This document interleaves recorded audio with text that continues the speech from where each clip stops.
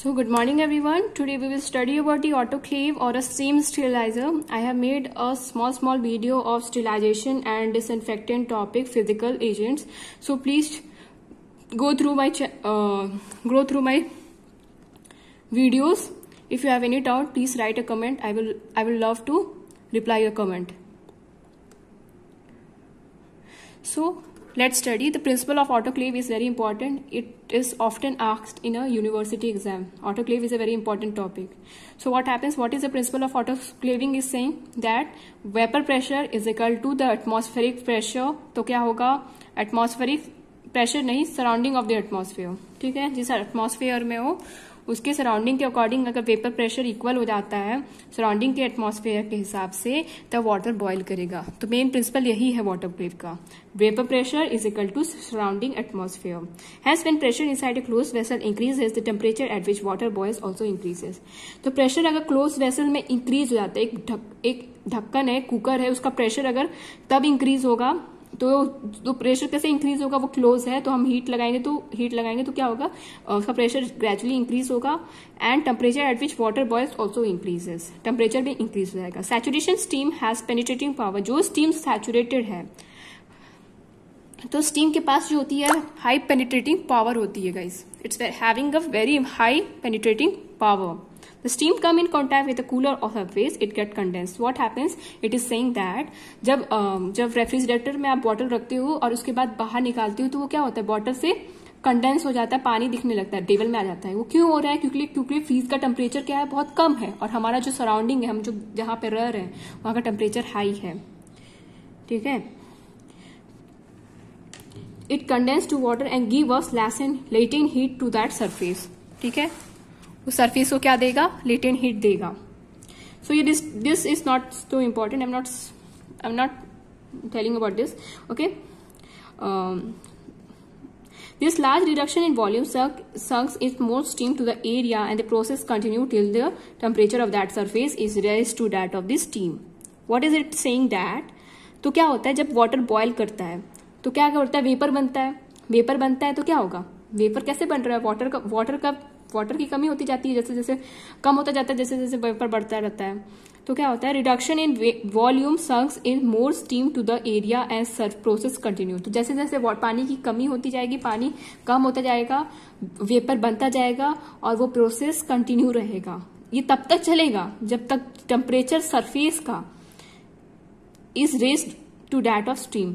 तो जो सरफेस है उसका टेम्परेचर तब तक नहीं बढ़ जाता जब तक स्टीम का टेम्परेचर नहीं बढ़ जाता, स्टीम के टेम्परेचर के अकॉर्डिंग नहीं हो जाता.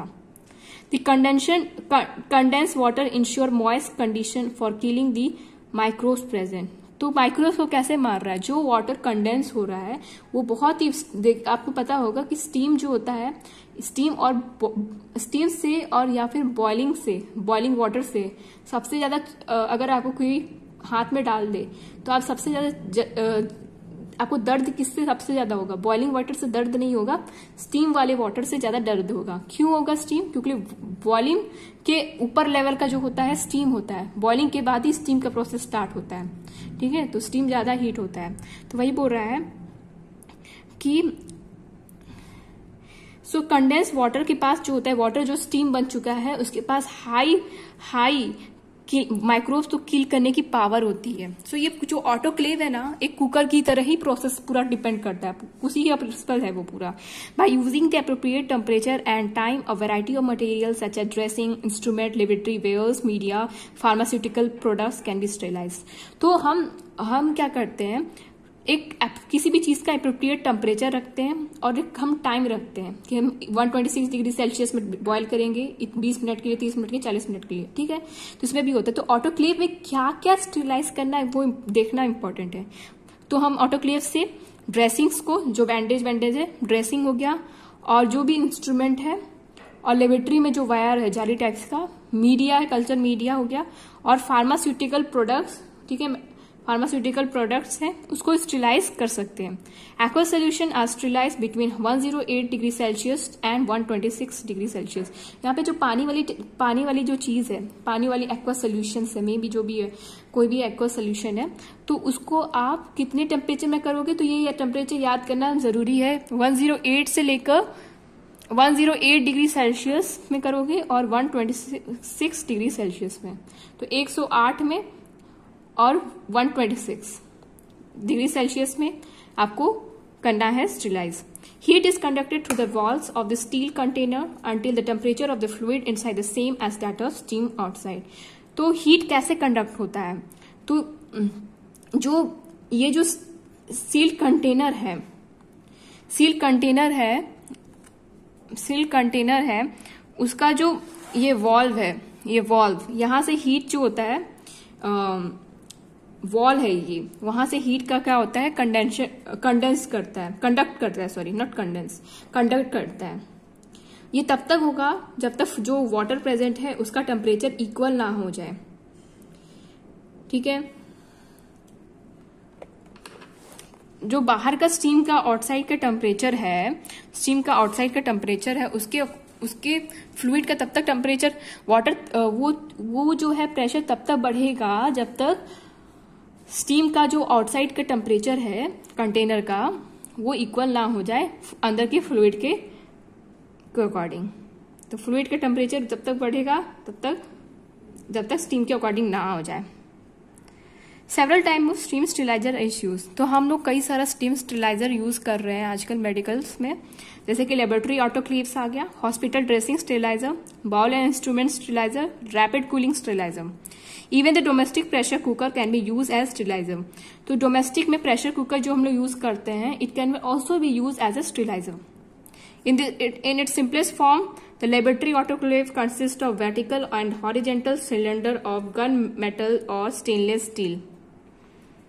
So क्या होता है, लेबोरेटरी में जो ऑटोक्लेव है, लेबोरेटरी में जो होता है, जैसे हमारा कुकर जो होता है थोड़ा बॉक्स टाइप का होता है ना, छोटा सा होता है, तो वो जो होता है लेबोरेटरी में वो वर्टिकल होता है, इसके जैसे वर्टिकल होता है, या फिर it can be horizontal, right, it can be horizontal also. और गन मेटल किससे बना है, गन मेटल से बना हुआ है, या फिर स्टेनलेस स्टील से बना हुआ है, ठीक है।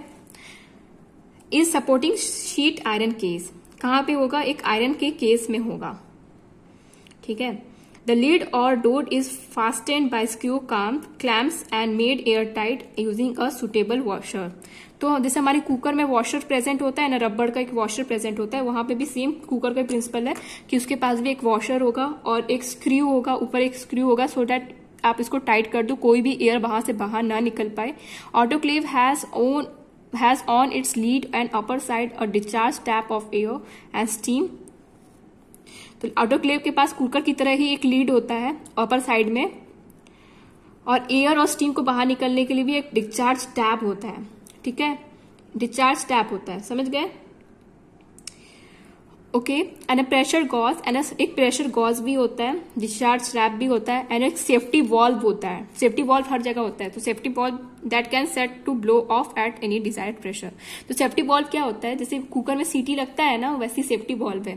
तो जैसे जैसे प्रेशर बढ़ेगा वो सेफ्टी वॉल्व डिजायर्ड प्रेशर में ब्लो होता रहेगा, सीटी बजेगी जैसे कुकर की सीटी होती है, पूरा कुकर का प्रिंसिपल है। Sufficient water is added to the cylinder. तो ये जो होता है सेम कुकर में जैसे दाल बनाते हैं तो वाटर ऐड करते हैं, तो सेम इसमें भी वाटर डाला जाता है। The material to be sterilise is place on the tray, और उसके बाद हम यहाँ पे अंदर ट्रे डालते हैं, ठीक है। वाटर नीचे डाल दिया, उसके ऊपर ट्रे रहता है, ट्रे में डालते हैं जो जो मटेरियल, जैसे कि ड्रेसिंग हो गया और फार्मास्यूटिकल मटेरियल हो गया, इंस्ट्रूमेंट, लेबोरेटरी वेयर्स हो गया, मीडिया हो गया, ठीक है, वो सब डालते हैं। So where I am, let me see 1 minute, just a minute. हाँ, so where I am,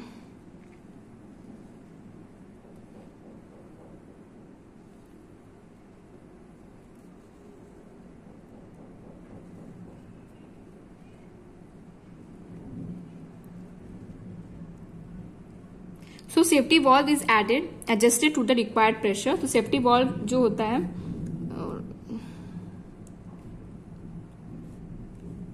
यहाँ पे थी मैं, यस। तो sufficient water is added to the cylinder. The material to be sterilized is placed on the tray. जो material को sterilise करना है उसको ट्रे में डालना है, and the autoclave is heated. उसके बाद हम उसको इलेक्ट्रिसिटी ऑन करके ऑटोक्लेव को हीट करते हैं. The lead is screwed tight. तो सारे लीड को हम इंश्योर करते हैं कि सारे जो है स्क्रूज लगे हैं वो उसको टाइट कर दिया जाए कि सो जाए. And the discharge tap open. जो कि डिस्चार्ज टैप है, क्या ओपन करके रखना है, यहाँ पे देख लो, डिस्चार्ज टैप को आपको ओपन करके रखना है. ठीक है, स्क्रू को टाइट रखना है, डिस्चार्ज टैप को ओपन रखना है. The safety valve is adjusted to the required pressure. तो हम जितना प्रेशर चाहिए सेफ्टी वाल्व को एडजस्ट कर सकते रखते हैं. ठीक है. The steams air mixture is allowed to escape freely till all the air has been displaced. तो स्टीम एयर जो होता है मिक्सचर, इसको बाहर निकलने दिया जाता है.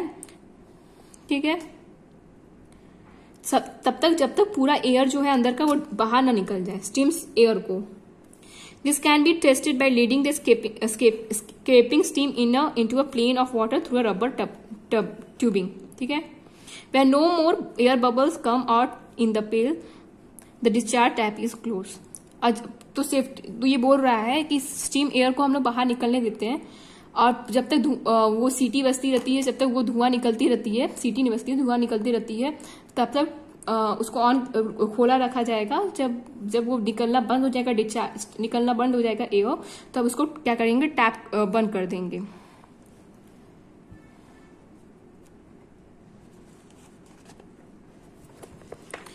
No more air bubble come out in a pail. The discharge tap is closed. Okay. The steam pressure rise inside, and when it reaches this set level, तो प्रेशर तब तक राइज होगा. वहां पे एक प्रेशर का मीटर होता है, तो उस प्रेशर को जो हम एक पहले से सेट करके रखते हैं कि हमको 120 डिग्री प्रेशर देना है, तो वो तब तक वो होता रहेगा, प्रेशर इंक्रीज रहेगा तब तक उस लेवल पे ना पहुंच जाए. The safety valve opens and excess steam escape. अब उससे ज्यादा अगर प्रेशर हो गया जितना हम लोग सेट किए थे, उससे क्या होगा, सेफ्टी वाल्व जो होगा ओपन हो जाएगा और स्टीम जो बाहर है वो एस्केप होता जाएगा. From this point the holding point is calculated. तो इस पॉइंट से होल्डिंग पॉइंट को कैलकुलेट किया जाता है. When the holding point is over, the heater is turned off. तो होल्डिंग पॉइंट कैलकुलेट किया जाता है, और जो होल्डिंग पॉइंट खत्म हो जाता है तो क्या होता है, ऑटोक्लेव को ऑफ कर दिया जाता है. उसके बाद उसको ठंडा करने दिया जाता है जब तक pressure gauge indicated that the pressure inside is equal to the atmospheric pressure. तो आप उसको डायरेक्टली खोलोगे नहीं, तो उसको ठंडा करने के लिए रखोगे ऑटोक्लेव को, और ये उसमें रिकॉर्डिंग रहता है. तो ये जब एटमॉस्फेयर के टेम्परेचर से और अंदर वाला टेम्परेचर दोनों इक्वल हो जाए, ठीक है, तब जाके आपको खोलना है. The discharge tap is open slowly and air is let into the autoclave. तो डिस्चार्ज टैप को ओपन किया जाता है और एयर को अंदर डाला दिया जाता है. ठीक है, सो ये था. So it's important topic. So ये थोड़ा ऑटोक्लेव का ये थोड़ा देख लेना क्या क्या कहाँ पर है. ठीक है. फर्स्ट स्टेरिलाइजेशन कंट्रोल के लिए for determining the efficiency of moist heat sterilisation. तो यहाँ पे एफिशिएंसी टेस्ट करने के लिए हम लोग स्पोर यूज करते हैं, जैसे कि नाम है बैसिलस स्टेरोथर्मोफाइलस. तो ये टेस्ट करता है कि हम देखने के लिए मदद करता है कि हमारा स्टेरिलाइजेशन अच्छी तरह से हुआ है कि नहीं. कौन सा स्पोर यूज करते हैं, बैसिलस स्टेरोथर्मोफाइलस. थर्मोफाइलस मीन्स बहुत हीट टेम्परेचर में. ठीक है, बैसिलस यूज करते हैं, जो कि एक टेस्टेड ऑर्गेनिज्म है. This is a thermophilic organism which has optimum growth temperature 55 से लेकर 60 डिग्री सेल्सियस. बैसिलस थर्मोफाइलस जो है उसका कौन से टेम्परेचर में ग्रो करता है, 55 से लेकर 60 डिग्री सेल्सियस टेम्परेचर में. Spores required exposure to 12 minute at 121 degree Celsius to be killed. अब ये तो स्पोर बनाता है, ठीक है, तो ये तो है थर्मोफाइलस. स्पोर को कैसे डिस्ट्रॉय किया जाए, 121 डिग्री सेल्सियस टेम्परेचर दोगे, कितना मिनट तक, 12 मिनट तक, तब जाके स्पोर जो होगा डिस्ट्रॉय होगा. Temperature remember that. Paper strip impregnated with 10 की power 6 spore are dried at room temperature and placed in a paper envelope. तो क्या होता है, पेपर एक स्ट्रिप होता है, उसके पास जो होता है 10 की पावर 6 स्पोर्स वो होता है, और उसको पहले इसको ड्राई किया जाता है रूम टेम्परेचर में. उसके बाद उसको एक एनवलप में, एक लिफाफे में बंद करके रख दिया जाता है. The envelope are inserted in different part of the load. जहां जहां हमको डाले हैं वहां पे डिफरेंट एरिया लोड में डालते हैं. After sterilisation strip are inoculated in suitable recovering medium medium and incubated for sterilization test at 55 degree Celsius for 5 days। तो इसको एक फिर उसके बाद क्या करते हैं, जब ये हो गया तो उसका स्टेरिलाइजेशन कंप्लीट हो जाने के बाद स्ट्रिप को क्या करते हैं, एक सूटेबल मीडियम में डाल देते हैं। एक सूटेबल मीडियम जो भी है, वैसे कि मान लो एक मीडियम में जो भी मीडियम है उसमें डाल देते हैं, नॉट मीडियम में डालते हैं और इंक्यूबेट किया जाता है। इंक्यूबेट मतलब कि पर्टिकुलर टेम्परेचर में रखा जाता है for the growth. 55 degree Celsius temperature दिया जाता है 5 सक्सेसिव डेज के लिए, ठीक है। तो केमिकल इंडिकेटर एक नॉट ओनली दैट हम बैसिलस माइक्रो ऑर्गेनिज्म यूज करते हैं फॉर टेस्टिंग द स्टेरिलाइजेशन और efficiency, even we can use chemical indicators like biotic traps use करते हैं जो कि डार्क ब्राउन बन जाता है after autoclaving and use with every load. तो आजकल केमिकल इंडिकेटर बहुत इजीली, ये टेप की तरह होता है, जो टेप सेलो टेप होता है ना उसी की तरह टेप होता है ये, ओके। तो एक बॉडी टेप होता है जो कि डार्क ब्राउन बन जाता है आफ्टर ऑटोक्लेविंग। जो ऑटोक्लेव कर दिया है उसके बाद ये डार्क ब्राउन कलर का हो जाता है। तो इससे पता चल जाता है आपका स्टेरिलाइजेशन अच्छी तरह से हो चुका है। अगर टेप डार्क ब्राउन नहीं होगा तो मतलब नहीं समझोगे कि स्टेरिलाइजेशन आपका कंप्लीट हुआ है। फिजिकल इंडिकेटर में एक थर्मोकपल्स भी यूज करते हैं, ठीक है। तो 3 चीजें इंपॉर्टेंट है, एक बैसिलस स्टेरोथर्मोफिलस 55 से लेकर 60 डिग्री सेल्सियस टेम्परेचर में डिस्ट्रॉय करोगे 121 degree Celsius temperature for the 12 minutes, right. तो ये पेपर स्ट्रिप में 10⁶ में स्पोर डालना है। उसके बाद उसको, ये तो हो गया सारे लोड्स में डालना है। उसके बाद मेन चीज जो आता है, एक सुटेबल मीडियम में 55 डिग्री सेल्सियस टेम्परेचर में 5 सक्सेसिव डेज के लिए। केमिकल इंडिकेटर में बॉडी टेप यूज करोगे आप। फिजिकल इंडिकेटर में क्या यूज करोगे, फिजिकल इंडिकेटर में you can use thermocouples. Filtration हम नेक्स्ट वीडियो में पढ़ेंगे, ठीक है। सो स्टेरिलाइजेशन का पूरा वीडियो मैं छोटे छोटे टॉपिक्स में बनाई हूं so that you can learn it very easily. Thank you everyone. God bless you all.